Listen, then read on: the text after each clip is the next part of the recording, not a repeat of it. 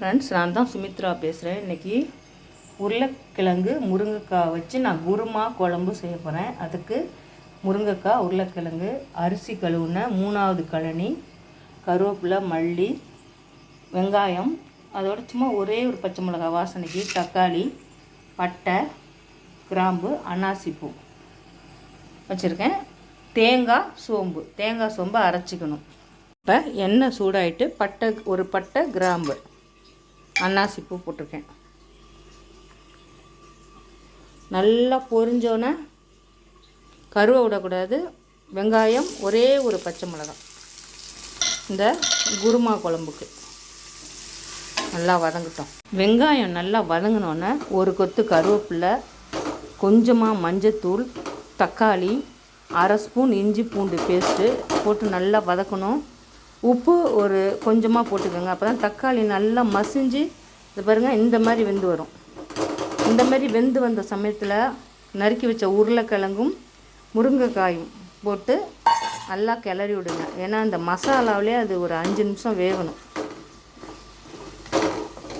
பாருங்கள் எண்ணெய் பிரிஞ்சு வருது பாருங்கள். இப்போ உங்களுக்கு எவ்வளோ காரம் தேவையோ அந்தளவுக்கு மிளகாத்தூள் போட்டுக்கோங்க. நான் கொஞ்சம் காரம் அதிகமாகவே சாப்பிடுவேன், அதனால் 1/2 ஸ்பூன் போட்டிருக்கேன். மல்லித்தூள் 1 ஸ்பூன் போட்டுக்கோங்க. இந்த குருமா குழம்புக்கு அவ்வளோதான். நல்லா ஒரு வதக்கிட்டு வதக்கினோன்னே உங்களுக்கு எந்த அளவுக்கு குழம்பு தேவையோ அந்த அளவுக்கு கழனி தண்ணி ஊற்றி நல்லா ஒரு கிளறி விட்டு மூடியை போட்டு நல்லா வேக விடுங்க. நல்லா காய் வேகட்டும். முருங்கைக்காய் குருமா குழம்பு நல்லா வெந்துருச்சு. நல்லா வாசனையாகவும் இருக்குது. கொஞ்சம் தண்ணியாகவே வைக்கணும். தேங்காய் ஊற்றும்போது திக்காயிரும். முருங்கைக்காயும் நல்லா உடையாமல் இருக்குது. இந்த ஸ்டேஜில் அரைச்சி வச்ச தேங்காய் சோம்பை ஊற்றணும்.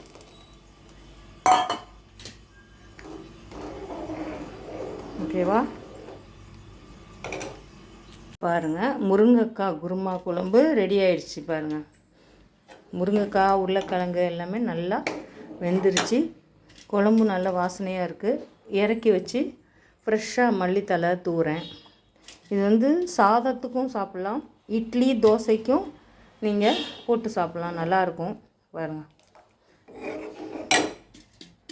முருங்கைக்காய் குருமா குழம்பு பாருங்கள், எம்மியாக இருக்கா, கலர்ஃபுல்லாக.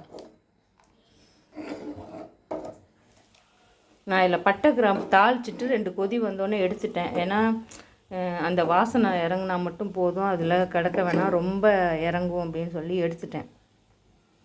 அதேமாதிரி தாளிக்கும் போது கருவேப்பிலை நல்லா ஃப்ரெஷ்ஷாகவே இருக்கணும், ரொம்ப கருக விடக்கூடாது.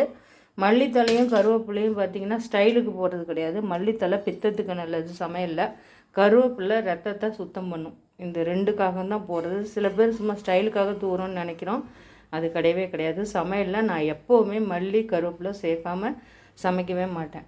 பாருங்கள், பிடிச்சிருந்தால் லைக் பண்ணுங்கள், ஷேர் பண்ணுங்கள். ஓகே, எப்படி இருக்குன்னு கமெண்ட் பண்ணுங்கள். Thank you friends.